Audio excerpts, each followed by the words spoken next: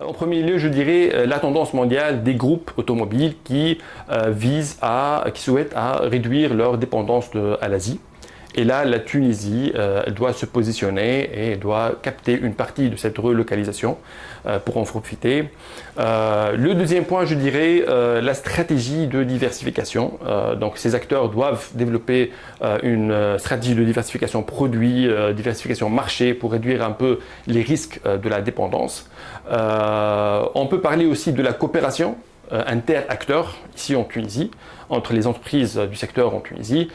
Cette coopération peut améliorer le taux d'intégration de la chaîne de valeur, d'une part, mais aussi peut aider les entreprises à réaliser des économies d'échelle à travers des stratégies de mutualisation.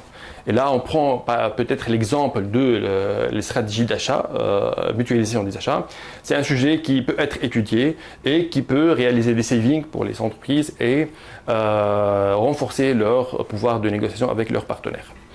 Il y a d'autres points aussi concernant le positionnement sur des produits à forte valeur ajoutée, en améliorant d'une part le taux d'intégration et aussi en se focalisant sur l'innovation logicielle, l'ingénierie et l'innovation logicielle dans le secteur automobile. Il y a aussi tout ce qui est production de pièces de véhicules électriques, ça c'est aussi une piste.